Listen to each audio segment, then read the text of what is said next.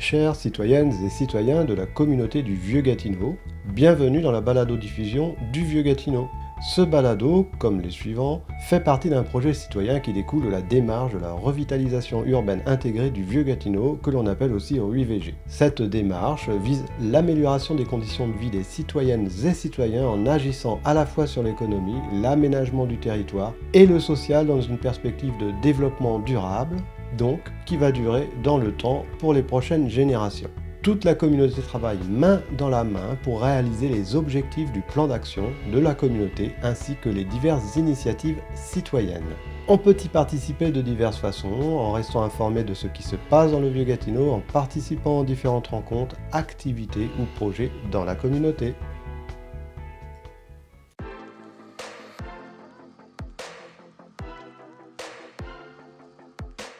Aujourd'hui, nous recevons pour notre entretien Alexandre Deschênes qui a aimablement accepté notre invitation. Notre entretien se fera en deux parties. La première, aujourd'hui, portera sur l'implication sociale de notre invité. Dans la deuxième partie de l'entretien, celle du mois de juin, Alexandre Deschênes nous parlera de son implication artistique par la réalisation d'œuvres poétiques. Je vais maintenant vous dessiner un bref aperçu d'Alexandre. Alexandre est une figure bien connue dans le secteur de Gatineau, autant à Hall que dans le Vieux-Gatineau. Il porte plusieurs casquettes, dont celle d'organisateur communautaire au sein du collectif régional de lutte à l'itinérance de Gatineau ou encore de chef cuisinier communautaire pour l'organisme La Soupière de l'Amitié, dont il alimente la page Facebook d'une verve remarquable lorsqu'il s'agit de présenter quotidiennement les plats qui seront servis les midis à ses convives. Cependant, nous ne nous attarderons pas tant sur sa personnalité et ses missions sociales que sur une autre de ses multiples facettes ou qualités, celle d'être poète. Alexandre Deschênes est poète. Non seulement il écrit ses propres œuvres, mais aussi il les partage en participant à des lectures publiques qui s'organisent en été dans la ville de Gatineau. Il est aussi l'auteur de 2 recueils de poésie publiés aux éditions de l'Écrou, En chaloupe dans Crushstone, recueil qui fonctionne sur le principe d'un livre dont vous êtes le héros, et Buckingham Palace, recueil qui aborde sans langue de bois les maux de la société québécoise. Il est cofondateur du collectif de poésie Joual de Bataille et a été co-organisateur des événements de Micro ouvert dimanche Toé. Nous n'en disons pas plus, je vous laisse découvrir Alexandre Deschênes dans cette édition de notre balado du mois de mai 2021. Et comme de coutume, à la suite de notre entretien, je vous annoncerai quelques informations sur la rue du Vieux-Gatineau et sur celles concernant la communauté du Vieux-Gatineau. Alors bonne écoute, chères auditrices et auditeurs.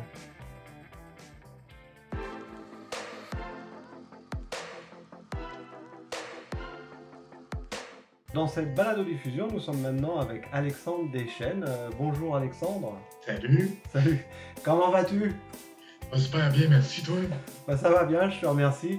Mais écoute Alexandre, je te remercie beaucoup aussi de nous faire l'honneur de ta présence. Ça me fait beaucoup plaisir et je pense que ça va faire beaucoup plaisir aux auditrices et éditeurs de Gatineau et du Vieux-Gatineau. Je vais te présenter brièvement pour ensuite te laisser la place. Donc Alexandre Deschênes, c'est une figure connue dans tout Gatineau. Il s'implique socialement, il lutte pour la défense des plus vulnérables. Raison pour laquelle il se retrouve dans différents organismes communautaires. Il crée de la poésie, il écrit des œuvres littéraires. On peut découvrir une partie de ses œuvres ou de son style sur son Facebook ou celui de La Soupière. Donc voilà Alexandre, là je vais maintenant te laisser la grande place pour te présenter. Je vais te poser une série de questions auxquelles tu vas pouvoir répondre librement. La première de mes questions, c'est peux-tu nous parler de toi d'une manière générale, te présenter? C'est toujours difficile de parler de soi, hein? Oui. Je pense que j'ai pas grand-chose de différent de plusieurs autres personnes. Père de 2 ados, ça c'est une chose importante dans ma vie. Je suis quelqu'un qui reste dans le secteur de Lambert, quand même assez actif dans le milieu artistique à Gatineau. J'étais un petit gars de Québec, mais qui est arrivé assez jeune en Outaouais, ce qui fait que je me considère comme un gars de Gatineau et j'ai été une vingtaine d'années en restauration, sommelier, etc. avant de faire un transfert vers le monde du communautaire en tant que tel. Donc, un peu comme tu as dit, je suis auteur, j'ai publié le recueil Et dernièrement, je me suis mis à l'art visuel. Donc, j'ai commencé à peindre, etc. Ah oui.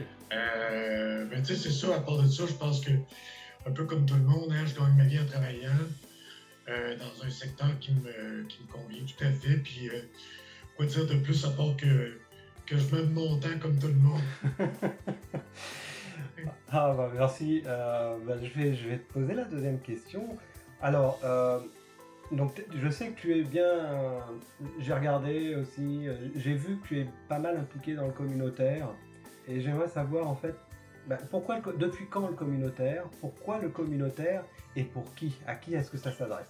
Ben, ça fait peut-être 1 an et demi là, que j'ai fait le transfert de la restauration communautaire pleinement.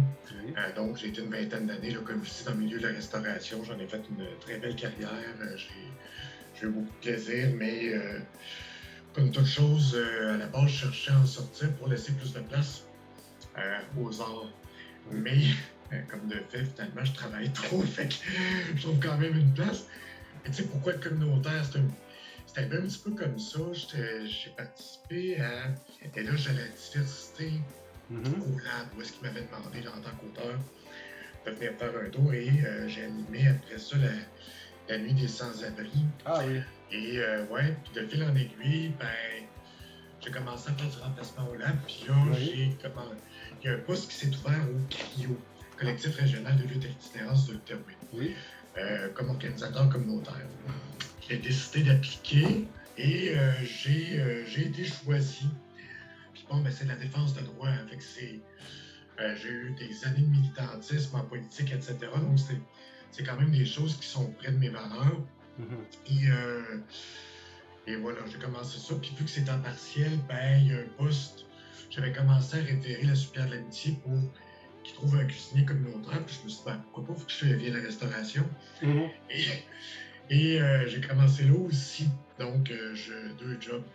Fait que c'est arrivé un petit peu par hasard, mais en même temps, dans communautaire, il y a communauté.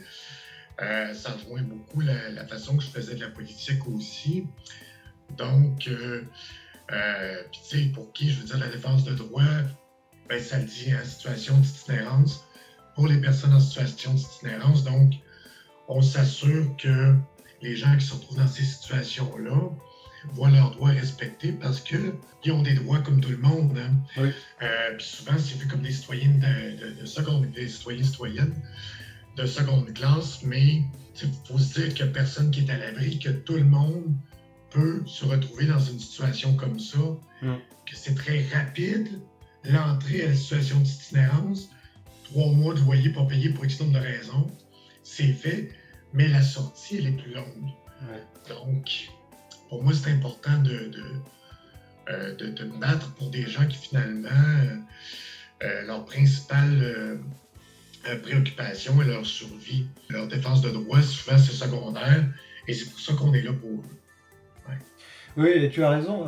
Et de toute façon, plus personne n'est à l'abri de chuter dans l'itinérance, de perdre, de tout perdre, de perdre le logement, pour justement, effectivement, quelques loyers d'impayés, pour différentes raisons. Hein, donc, ben, moi, puis tu sais, c'est sûr que c'est pas très loin de mon parcours, parce que bon, j'ai vécu dans la rue de 16 à 17 ans et demi, 18 ans. J'ai eu des gros problèmes de consommation, là, étant plus jeune. Je suis plus jeune, mais ça m'a suivi assez longuement. Puis, tu sais, honnêtement, là, ça fait... quand on parle de l'alcool, ça fait...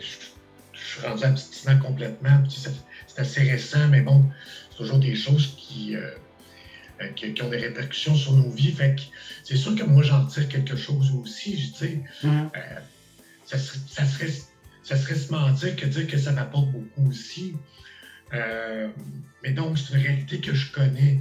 J'y étais dans la rue, puis c'était pas par choix. Oui. Bon, à part l'autodestruction, mais c'était pas, ben, je vais partir un trip dans la rue. C'était pas ça. Donc, puis moi, j'ai eu la chance de m'en sortir. Parce que j'avais tout un réseau, puis c'est pas la réalité de tout le monde, tu sais. La pauvreté, c'est pas un choix, là. Non. Faut arrêter de se mettre ça dans la tête, là, tu sais. Fait que, ouais. Effectivement, et puis on a tous les mêmes valeurs, on veut tous pareil, on est humains et on est tous similaires. Et on a tous nos forces et nos faiblesses. Et on peut trébucher sur un caillou, ça paraît tout petit, puis ça donne un effet désastreux. Et Ouais, après, c'est quand on reçoit le caillou dans le front, ça peut arracher, maintenant. c'est ça, Ouais, ouais. ça c'est clair. Alors, dis-moi, justement, alors, dans quels organismes, donc, est-ce que tu peux nous dire les organismes communautaires dans lesquels tu t'impliques, soit de manière professionnelle, mais aussi de manière ponctuelle, tu sais, pour participer à des événements comme la Nuit des Sans-Abri dont tu nous avais parlé là? Il y a le lab, il y a la Super l'amitié, donc cuisine communautaire là-bas, Oui. où est-ce on essaie d'avoir une approche qu'on appelle nous-mêmes dignité alimentaire. Donc, c'est pas parce qu'on n'a pas l'argent qu'on s'alimente dans des banques alimentaires qu'il faut forcément être misérable ou manger les restants, etc. Au contraire, on essaie d'approcher ça puis de faire des plats qui sont dignes. On ne sert à rien qu'on ne mange pas nous-mêmes, puis qu'on ne tripe pas, qu'on n'a pas des émotions. Puis là, on est fermé pendant la pandémie, mais quand on va réouvrir, on veut vraiment monter les assiettes comme des bistrots, etc. Tu sais, Oh. il y a toute cette approche-là. Puis ça prend une équipe en arrière. Tu sais, je travaille là, mais ça ne serait pas possible s'il n'y avait pas tous les gens. Il y a des intervenants qui sont là, qui font un travail incroyable. Donc ça en est une. Puis il y a le CRIO. Mais le CRIO, je suis organisateur communautaire. Donc ma job, c'est de faire des ponts, puis de faire débloquer les projets. Puis parce que le CRIO a 21 membres, ben, de façon ponctuelle, ben, je visite les 21 membres, puis j'ai une implication par ricochet. Et c'est probablement la partie que je prépare de mon travail, être sur le terrain, de côtoyer le monde qui reçoit des services, de voir l'interne des organismes communautaires. En tout cas, c'est fantastique, le dévouement de ces gens-là, le professionnalisme et l'expertise qu'ils ont aussi. Parce que souvent, c'est pas des salaires qui sont faramineux, on va se le dire. Non. Les conditions de travail, salariales, etc., les perspectives d'avenir. C'est pas pour ça qu'on fait ça, mais c'est pas une vocation non plus. Sauf que c'est des gens qui sont dévoués, qui ont la cause à cœur et qui font. En tout cas, c'est merveilleux à voir aller malgré des conditions très difficiles. Oui, et puis il y a cette perspective humaine qui est très forte dans le communautaire. Oui. On reconnaît l'humain comme nous, et puis voilà, on se met aussi à sa place d'une certaine manière. Et c'est là que découle aussi, entre autres, c'est là que découle aussi notre capacité, la capacité des intervenants communautaires à agir auprès des personnes. Oui, puis c'est beaucoup d'investissement émotif. Moi, j'ai quand même j'ai quand même le beau rôle parce que les intervenants ont un lien de confiance, côtoient ces gens-là dans leur démarche. Là, je dis ces gens-là, c'est pas pour dire eux et nous, c'est juste qu'on s'entend, mais dans leur démarche qui fait que on s'entend que la rue, ça tue aussi. Oui. Il y a eu des morts de surdose l'année dernière, c'était 40, ça a doublé en un an. Oui. C'est énorme. Donc, c'est plein de deuil que les intervenants, intervenantes et les gens qui travaillent dans le milieu vivent. Tandis que mon rôle comme défense de droits collectifs, c'est surtout c'est comme si je mettais un visage sur une statistique sur un visage. Fait que j'ai quand même un détachement professionnel, limite clinique. Je me considère quasiment comme un chirurgien sur un champ de bataille. Tu coupes la jambe, il y a un détachement émotif que je m'impose, mais que j'ai plus de facilité à avoir, étant donné que c'est de la défense collective. Oui. Tandis que dans le suivi individuel, moi, en tout cas, je lève mon chapeau aux travailleuses et travailleurs de ce milieu-là. C'est incroyable. Qu'est-ce qu'ils arrivent à faire, puis avec tout le poids émotif que ça représente. Puis j'invite aussi, pour revenir à toi, là, j'invite aussi les auditrices et auditeurs à aller visiter, en fin de compte, le Facebook aussi de la Soupière de l'Amitié, et de lire tes textes et les descriptions, et je sais pas comment dire, mais c'est C'est formidable, parce que là, tu manges. C'est pas seulement manger la nourriture que tu prépares, là, on mange tes textes. C'est tellement Ouais, savoureux à lire, je trouve que c'est formidable, hein. tu sais, on s'entend que la page Facebook, c'est surtout pour les gens qui ont accès, etc. Mais c'est un peu le plaisir, puis c'est le reflet d'une philosophie en arrière. Oui. C'est justement l'art qui est accessible aussi, tu sais. Mhm. On veut faire rire, on veut apprendre aussi, on veut enseigner d'où vient la nourriture. Puis il y a toute une question d'éducation populaire en arrière parce que, Mhm. bon, si quelqu'un a moins d'éducation, il y a plus de chances d'avoir des préjugés, etc.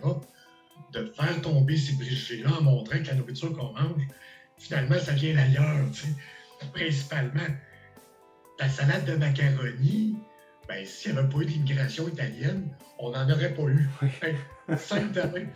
Fait que c'est donner un côté ludique à tout ça, sans tomber dans la facilité, mais on est même qu'à avoir des chroniques avec deux personnages qui sont toujours en train de se chamailler. En tout cas, c'est pas mal agréable. Moi, j'ai autant de fun à faire que vous pouvez l'avoir à lire. En tout cas, moi, je ne pas faire ça. Ça vient de ça des moments. Je suis en train de cuisiner. Je sais comment je vais le présenter. Tu sais. Je Ouais. vois. Ben, en tous les cas, franchement, la nourriture que tu prépares et qu'on voit sur les photos, c'est aussi soigné que les textes que tu écris pour commenter. Entre autres, tu sais, les plats que tu prépares, hein, c'est vraiment, c'est un chef-d'œuvre, je trouve. Ben, Non, c'est vrai, quand j'ai lu ça la première fois, j'ai dit waouh, super. ouais, ben, c'est. Puis, tu sais, c'est sûr qu'on va des fois un petit peu à l'aventure, on les sort de la zone de confort, de ce qu'ils sont habitués de manger. Mais il y a toujours le pâté chinois qui revient pareil, tu sais. Il y a toujours une petite twist. Mais là, c'est le fun parce qu'on est en train, tranquillement, le changement est long à faire. On s'entend que ça se fait pas du jour au lendemain, un coup, ça prend du temps à acquérir. Habituellement, on parle d'une moyenne de 10 à 12 fois pour goûter ma fête avant d'aimer vraiment quelque chose. Oui. Mais au début, il y avait on a eu de suggestions, puis il y avait une épice qu'il fallait que j'arrête de mettre, etc. Puis là, t'entends, ben c'est le fun, t'aimais plus, ben jamais encore. C'est juste que tu t'es habitué à la manger, puis ça fait partie de tes saveurs maintenant. Fait que c'est vraiment le fun de voir l'évolution de tout ça. Ouais. Oui, absolument.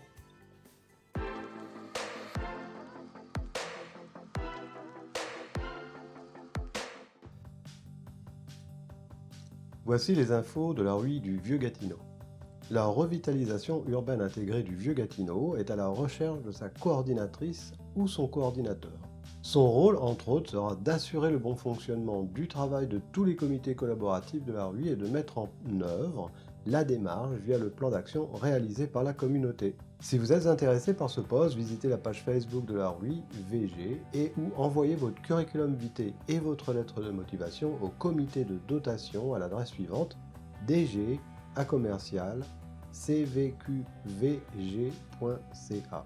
Le mercredi 12 mai 2021 a eu lieu par Zoom le chantier de développement local, économique et commercial de la rue VG. Il a porté entre autres sur le marché public estival, les camions de rue et le pop printemps. Pour de plus amples informations sur ce qui s'est dit et déroulé, vous pouvez contacter Madame Pauline Bouchard, directrice générale de la GAP du Vieux-Gatineau, par téléphone au 819 669 2224 ou par courriel à info@vieux-gatineau.com. Vous aimeriez participer à la réalisation du journal ou à la conception et à l'animation de la balado-diffusion du Vieux-Gatineau? Contactez Eric au 819-893-4300 ou mobilisation-ruivg@gmail.com.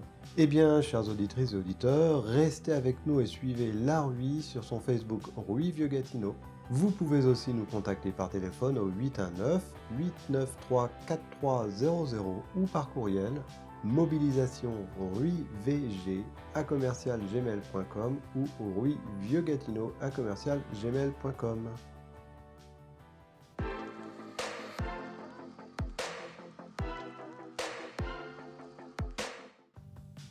Voici maintenant les informations du Vieux-Gatineau. La GAB, depuis l'année dernière, partage avec la communauté du Vieux-Gatineau les travaux qui ont lieu sur la place du marché Notre-Dame. Nous pouvons maintenant assister à la construction du nouveau bâtiment car il prend forme avec ses fondations et sa charpente. Suivez sa progression sur la page Facebook de la GAP du Vieux-Gatineau. N'oubliez pas aussi la récente installation des 18 plaques historiques du Vieux-Gatineau que vous pouvez découvrir ou redécouvrir sur la rue même. Vous pouvez aussi les admirer sur la page Facebook de la GAP du Vieux-Gatineau. La GAP du Vieux-Gatineau lance un appel à projets dont l'objectif est l'animation ou l'aménagement des rues d'ambiance. Les activités devront avoir été réalisées d'ici le 28 février 2022. Un montant maximal de 10 000 $ sera alloué par projet retenu. Pour y participer, veuillez déposer votre dossier auprès de la GAP du Vieux-Gatineau au plus tard le jeudi 10 juin 2021 16h. Pour plus d'informations, vous pouvez consulter la page Facebook de la GAP du Vieux-Gatineau ou celle de la rue du Vieux-Gatineau et envoyer vos questions à l'adresse suivante revitalisation@vieux-gatineau.com. Pour des informations supplémentaires sur ce qu'il se déroule dans le Vieux-Gatineau, rendez-vous sur la page Facebook de la GAP du Vieux-Gatineau.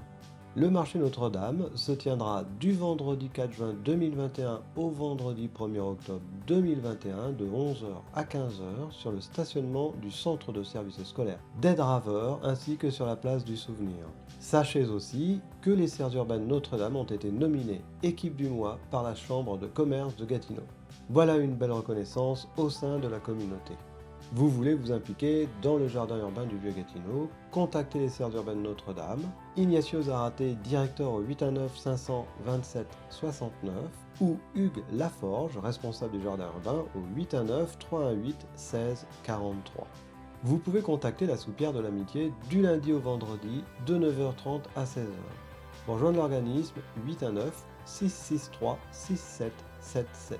Pour vous y rendre, 149 boulevard Maloney-Ouest à Gatineau. Elle est aussi là pour vous offrir un bon repas du lundi au vendredi entre 11h30 et 12h45. Vous pouvez soutenir l'organisme et ses actions en y participant par le biais d'un don. Pour ce faire, rendez-vous sur le site lasoupièredelamitié.com/don. La Soupière de l'Amitié a aussi installé un frigo partage à l'extérieur de son site. Vous pouvez y prendre de la nourriture mais aussi en déposer. Alors n'hésitez pas à vous y rendre.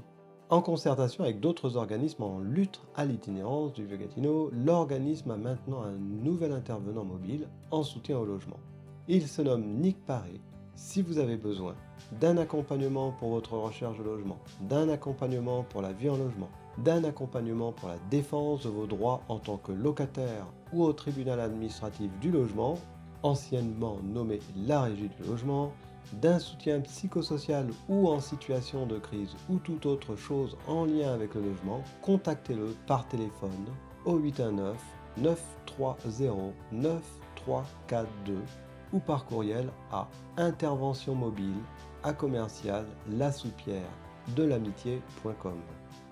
Moisson Outaouais a lancé virtuellement le mercredi 26 mai 2021 sa 9e édition de l'Auto Moisson. 630 billets ont été vendus pour un montant total de 12 600 $. Et cela en une seule journée. Les billets sont toujours en vente dans les IGA, IGA Extra et en ligne sur moissonnoutaouais.com. Le comité de vie de quartier du Vieux-Gatineau recherche une agente ou un agent de la communauté. Il ou elle sera chargé de la mobilisation citoyenne et de l'implication de ceux-ci dans toutes les sphères possibles de l'organisme. Comité, événements, activités, etc. Il ou elle partagera les valeurs et la vision du CVQ dans toutes ses actions et décisions et construira avec les citoyennes une relation de confiance. Pour postuler, contactez Marie-Hélène Gélina, directrice du CVQ, à l'adresse courriel suivante dg@cvqvg.ca.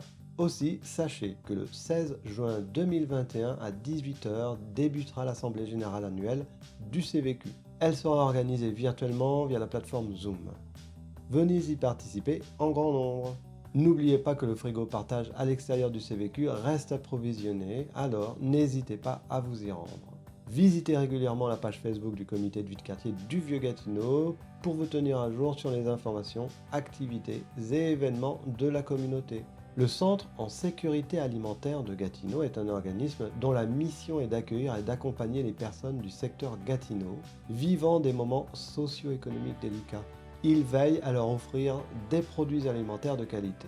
Il est présent tous les mercredis soirs dans le Vieux-Gatineau pour vous offrir un panier alimentaire gratuit. Pour information ou pour réserver votre panier, téléphonez au 873 376 2724. La distribution des paniers alimentaires se feront dans les locaux de la Soupière de l'Amitié. Et finalement, soutenez vos commerçants, surtout en ce temps de confinement, achetez local, sur place ou en ligne.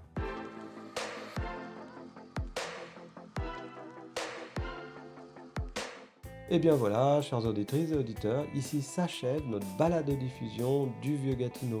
Nous espérons que vous avez apprécié cette capsule. En attendant la suivante, chère communauté du Vieux Gatineau, prenez bien soin de vous.